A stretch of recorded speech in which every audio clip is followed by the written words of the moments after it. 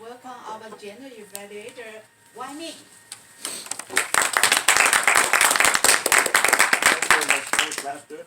Good morning, fellow Toastmasters and most welcome guests. We are going to the second section of this meeting, which is to provide feedback on the speeches.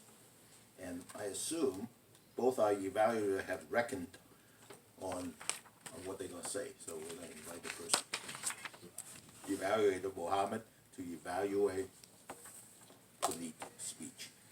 Mohammed has been a member for the last year, I believe, and less than that, and now he's the sergeant at arms. Let's welcome Mohammed.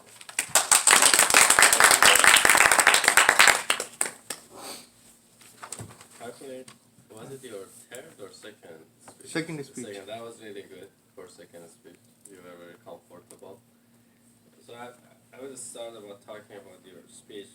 I start about opening. It was really good. You started saying that today I want to talk about something that is controversial. So that's kind of catching for everybody what they want to talk about it. And then you started asking questions like the importance of job, then family, then climate change. That was asking questions is really good, always is good, because in that engages the audience.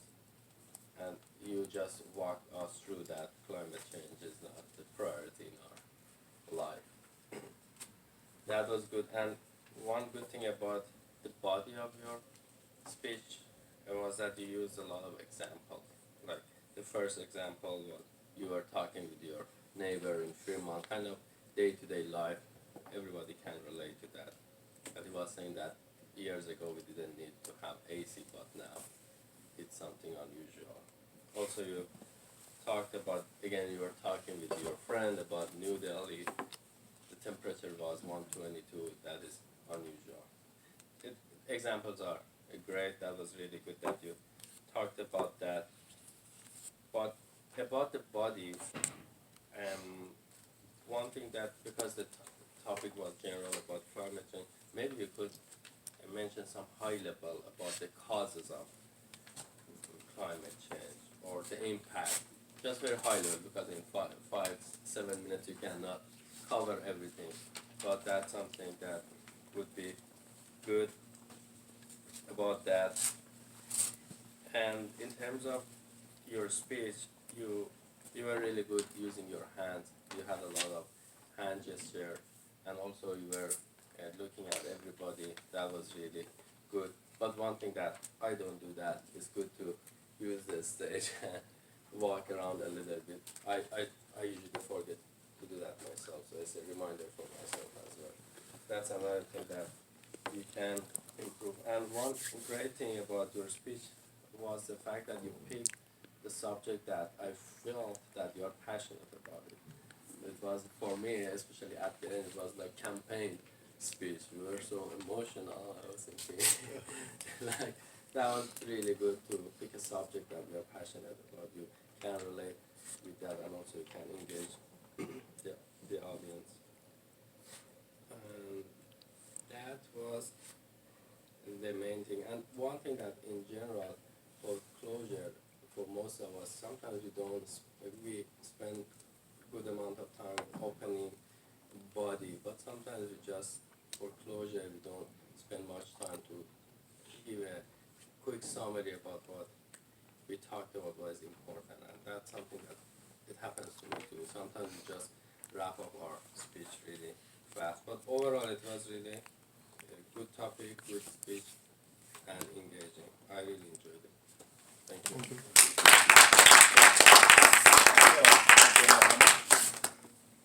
Now for the second speech, we have another evaluator, Jose, who's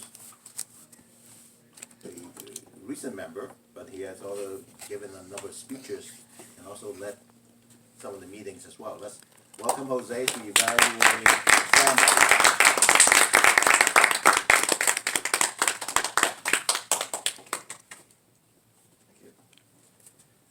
So I'm evaluating Sam.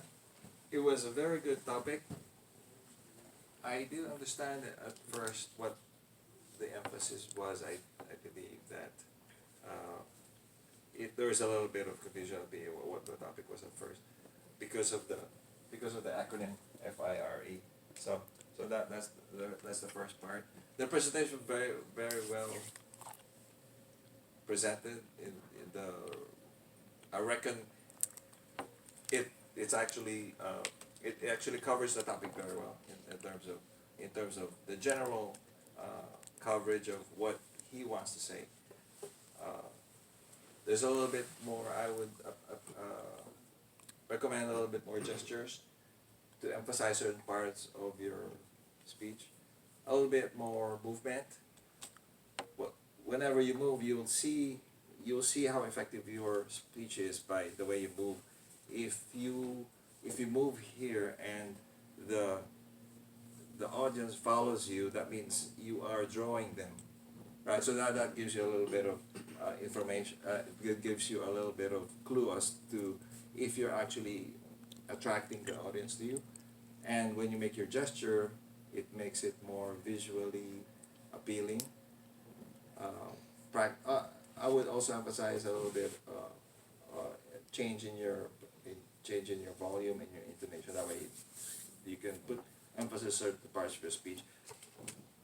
Because the topic is financial, so I believe the emphasis should be on whenever you say something that is money, wherein you're saving money, that I think would be an anchor. That would be a part where you want to put more volume, more emphasis in. You will save $30,000 a year, right? Something like that. I think that will be good. The importance of the speech is somehow diminished, I think, in terms of if what your speech doesn't apply to people's lives. So I think the application of there's a little bit you made a very good mention about living in a van, right? So that was the negative side, but I was after you said that, I was very curious. What's a good alternative to that? And you did say something like that, and I think that part of it is, to me, I was gonna give you the feedback as far as what's appealing. The van side was kind of like I would not put too much emphasis on that, but the actual alternatives that kind of is more applicable for everyone. That would be the good one. So you did say something like that. So that I mean in terms of how I absorbed the speech, I like those parts. So overall, very good speech. Thank you very much. Yes. You have a good thing.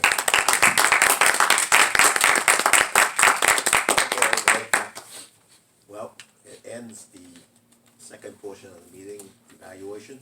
Now we're on to the next portion, but we need to welcome back the Toastmaster to introduce the next section. Thank you.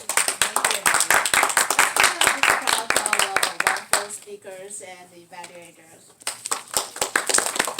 Now we move to our third section. This is the most fun part. Everybody participate in this part of section. Let's welcome our fellow Toastmasters, Dimitri, which is I also have with you for a long time. Good morning, everyone. Good morning. Morning. So how many people want to retire early? And Why? why? No, but my question is why? Why would you? Enjoy life. Really? Don't you enjoy it already? Because you never settle, I see. That's a good point. Okay, assumption easier question. Well, so for Brian, actually, sorry. So this is the section where we are asking questions. I'm gonna ask questions that don't have a specific correct or right answer. We just I want to put everyone on a spot and make them comfortable and try to challenge your cognitive and speaking abilities. And I like to make it a little fun. Hopefully this topic is somewhat relevant. How many people here like outdoors, like going hiking, doing things like that? Cool.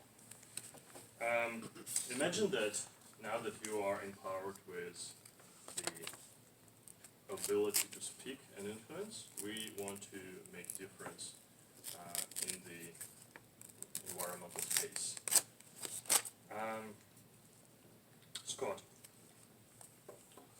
there are when it comes to nature. Okay, well, let me go back.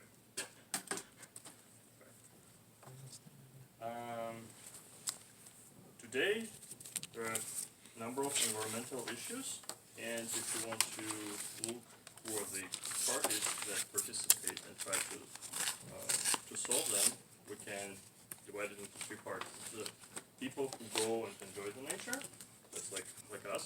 That's the organizations, funds, and institutions that trying to protect it. So think about maybe the Wilderness Society, etc. And lastly, there are the politicians that we elected, and that's the people who actually have power to make a difference. Scott, who do you think we should work and influence the most? Which of those three stakeholders you think is the weakest spot today?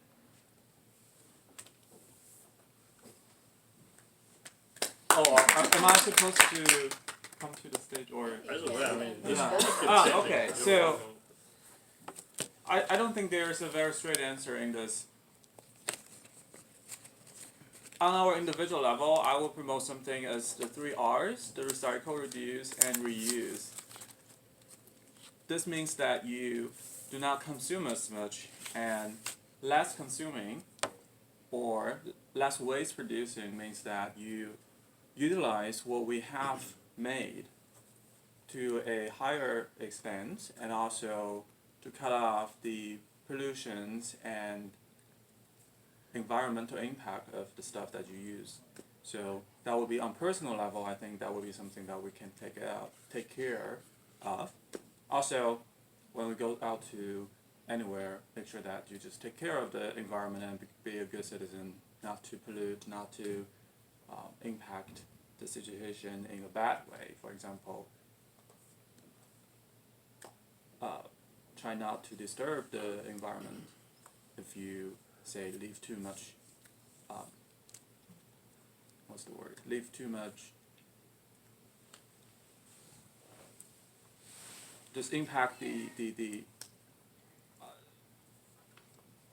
habitats of other living things, or how they can depend on the land, right? For example, that. Back to the question on what on the other two hands, what they can do. I think in governmental or institutional settings, it is important that people reach a consensus. But that is very hard, and many people have different views on what to do, and also they have different priorities and different areas they want to work on, right? So that means it's hard to really focus on one thing and determine which aspect of environmental protection or improvement will need the most resource, most urgent care, and guide people's effort to that. So I think on personal level, we can all start doing something today at the moment, and you can choose yourself what you want to do the most. However, on the more larger scale, it becomes a little bit more political and more complex, so it's, I reckon, more complicated. So that would be probably a weaker link, if you would say that. That would be my answer. Thank you. I reckon your message properly. I think you intended to say that we should start from this first group, which is basically us, the people. We should pay more attention to recycling. How many people, when you go to, let's say you had a snack, or maybe you went some event, conference, then you see those several buckets of different colors, and then you just puzzle every time which one this plate goes, this cup goes. It's like I spend so much time on we need a solution. Hannah, what what do you think we can create or change to help people recycle without recycling their brain?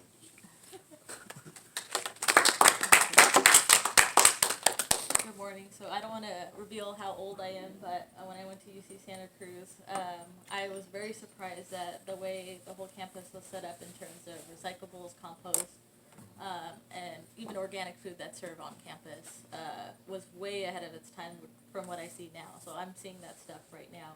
Even in my own neighborhood, we just got the new trash cans where it's 4 different trash cans.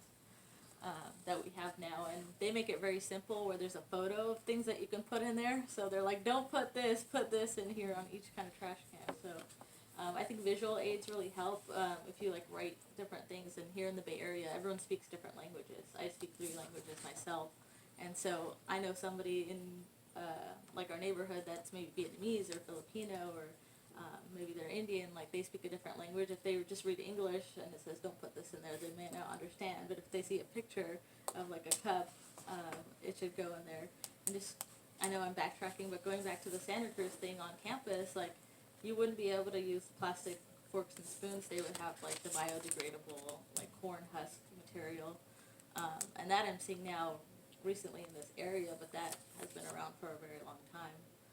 Also, the campus is about this whole zero waste movement, so I think that's something that all communities can implement, and I hope to see that soon across more of Silicon Valley. But I always felt going to Santa Cruz like almost 10 years ago. I don't want to reveal how old I am, but they were like very ahead of their time and how sustainable the campus was. And I'm seeing a lot of that now, like Palo Alto, Mountain View, different areas, but I feel like we're way behind. And I definitely am curious what they're doing right now in terms of like renewable energy and things like that. So I think we can all kind of get that wind. I don't know, probably implement a lot more of that stuff in our neighborhood. Cool. Thank you. I think it's a good idea. Imagine that we all went with our communication skills and tried to convince people. Perhaps we got lucky and some non-profit decided to reward our good intentions, and they invited all of us go on a cruise, and we have a couple options. We can go on Alaska cruise, or we can go Caribbean. Unfortunately, our group is split 50-50, so some people are going to be pissed off, whichever choice you're going to make. Brian, what do you think we should do? Where are we going?